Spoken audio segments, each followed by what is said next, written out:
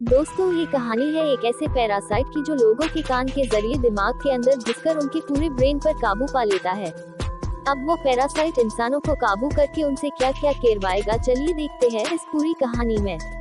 कहानी की शुरुआत में हम कई सारे पैरासाइट क्रिएचर को देखते हैं जो गंदे समुद्र से बाहर आकर शहर की तरफ बढ़ने लगते हैं।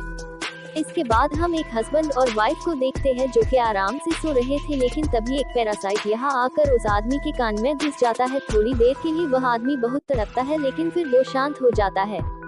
इसके बाद हम एक लड़के शिंची को देखते हैं जो कि आराम से गाने सुन रहा होता है। तभी एक और पैरासाइट आकर उसके कान में घुसने की कोशिश करता है, लेकिन शिंची ने ईयरफोन लगा रखे थे, इसीलिए वह पैरासाइट उसके नाक के जरिए घुसने लगता है। तभी शिंची उसे देखकर उसे दूर फेंक देता है। शिंची डरते हुए एक बुक के जरिए उसे मारने की कोशिश करता है, लेकिन वह पैरासाइट उसके हाथ के ऊपर काट लेता है। तभी शिंची घबराकर केबल से अपना हाथ को बांधकर उसे बीच में ही रोक देता है। तभी शिंची की आवाज सुनकर उसकी मम्मी यहाँ आ जाती है। शिंची उन्हें कहता है कि उसके हाथ में कोई कीड़ा घुस गया है। तभी उसकी मम्मी कहती है कि यह लड़का मजाक कर रहा है। वो शिंची के पास आकर शिंची के हाथ पर से दूसरा हाथ छुड़वा देती है और फिर देखती है तो वहाँ उन्हें कोई कीड़ा नहीं दिखता। उन्हें लगता है कि शिंची अभी से ही पागल हो गया है। शिंची भी चौंक जाता है कि आखिर वो कीड़ा खा गायब हो गया। तभी उसके मम्मी वही गाना सुनती है जो शिंची सुन रहा था। फिर उसकी मम्मी कहती है कि ऐसे गाने मत सुना कर, तभी तुझे इस तरह के वहम होने लगते हैं। अब उसकी मम्मी यहाँ से चली जाती है। शिंची सोचता है कि वह कीड़ा आखिर कहाँ चला गया।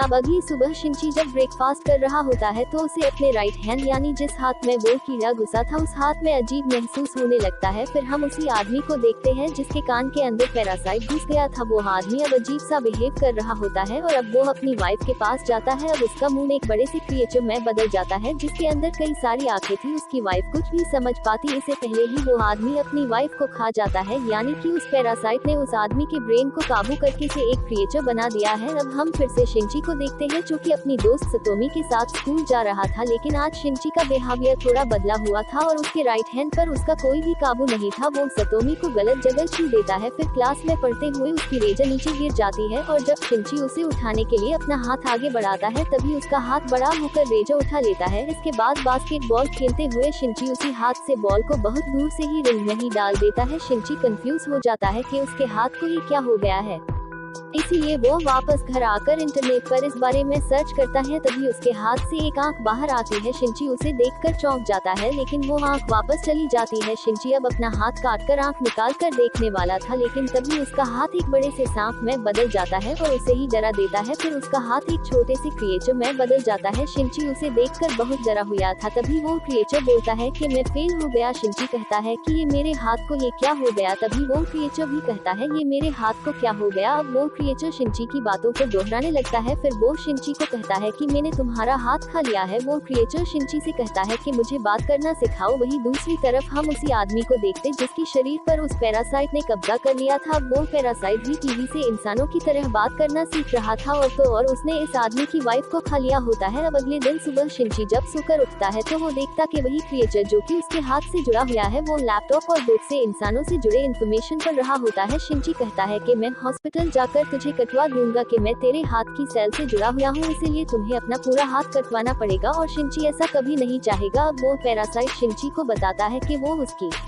पूरी बॉडी पर कब्जा करने की कोशिश कर रहा है, क्योंकि शिंची ने उसे हाथ पर ही रोक दिया तो वो सिर्फ हाथ पर ही कब्जा कर पाया और अब वो एक दूसरे से जुड़ चुके हैं। ये क्रिएचर कहता है कि अब तुम मेरे होस्ट हो और मैं अपने होस्ट के बगैर कुछ भी नहीं कर सकता। फिर वो क्रिएचर कहता है कि तुम मुझे मिगी बुलाओ। मिगी शिंची के जरिए स्कूल में कई सारी किताबें पढ़ता है और इंसानों के बारे में और भी जानता है। वो स्टूडेंट्स को फाइटिंग प्रैक्टिस करते हुए भी देखता है और मिगी उन्हें देख के ही फाइटिंग स्किल्स सीख लेता है। अब इसके बाद हम शिंची को पेंटिंग क्लास में देखते हैं जो को अपनी पेंटिंग पर काम कर रहा था। तब सतोमी उसके पास आती है और कहती है कि तुमने फिर से वो सब किया ना तो मैं तेरी जान ले लूंगी। इसके बाद सतोमी शिंची की पेंटिंग देखती है और चली जाती है। अब जब शिंची स्कूल के बाद बात लेता होता है तो मिगी कहता है कि मुझे तुम्हारी बॉडी को इन्वेस्टिगेट करना है। मिगी शिंची की पूरी बॉडी को देखने लगता है था। यहाँ मिगी और शिंची की अच्छी दोस्ती हो चुकी होती है। इसके बाद मिगी शिंची की बॉडी को कोई नुकसान नहीं पहुँचाता, लेकिन इसी शहर में और कई पैरासाइट ने कई लोगों की बॉडी पर कब्जा कर लिया होता है और वो पैरासाइट लोगों को मारकर खा रहे थे। ये खबरें पूरे शहर में फैल जाती है, लेकिन ये किसी भी आम इंसान को ये पता नहीं होता कि लोगों को कौन मार रहा होता है। अब एक दिन शिंची बस से कहीं जा रहा था। अब मिगी शिंची से कहता है कि वहाँ पर उसे अपने जैसे पैरासाइट के होने का एहसास हो रहा था। मिगी शिंची को यही उतरवा के उसे एक शॉप में ले जाता है। था इन्हें एक आदमी दिखता है, उसके शरीर पर भी एक पैरासाइट ने कब्जा कर लिया होता है और वो आदमी एक नॉर्मल आदमी को मारकर खा रहा था। उस आदमी को भी एहसास हो जाता है कि शिंची के शरीर में भी एक पैरासाइट है, इसीलिए वो आदमी शिंची को इंसानों का मीट खाने को देता है। फिर उसे पता चलता है कि शिंची का ब्रेन अभी भी शिंची के काबू में है और पैरासाइट उसके हाथ से जुड़ा हुआ है। तभी मिगी को कुछ एहसास होता है। मिगी शिंची से कहता है कि अब ये तुम्हें मार देगा, यहाँ से जल्दी भागो। शिंची बाहर निकलने की कोशिश करता है, लेकिन उसे दरवाजा नहीं खुलता। तभी वो आदमी शिंची के पास आता है। वो अपना एक हाथ काटकर मिगी से कहता है कि अब तुम मेरे हाथ पर आ जाओ, लेकिन मिगी और शिंची की अच्छी दोस्ती हो गई थी, इसलिए मिगी इसके हाथ पर आने से इनकार कर देता है। फिर मिगी शिंची की जान बचाने के लिए इस पैरासाइट से लड़ाई करता है, क्योंकि मिगी ने शिंची की स्कूल में फाइटिंग स्किल सीखी थी। इसलिए मिगी उन मूव्स का इस्तेमाल करके इस पैरासाइट के ब्रेन और बॉडी को अलग कर देता है, जिससे वो पैरासाइट वहीं मर जाता है। अब तभी यहाँ कोई आने लगता है। शिंची पीछे के दरवाजे से यहाँ से वो आया होता वहाँ से भाग जाता है। शिंची अपनी मॉम को इस बारे में कुछ भी नहीं बता पाता। यही इस शहर में काफी लोग गायब हो रहे थे और उनकी लाशें मिल रही थी। शिंची के अलावा कोई भी नहीं जानता था कि उन्हें पैरासाइट मारकर खा रहे हैं। शिंची मिगी से कहता है कि वो अपने पैरासाइट दोस्तों को कहे कि वो लोगों को मारकर न खाएं, लेकिन मिगी शिंची से कहता है कि इंसान हमारा खाना है। जिस तरह तुम इंसान प्लांट्स और एनिमल्स को मारकर खाते हो, वैसे ही हम जिंदा इंसानों को खाते हैं।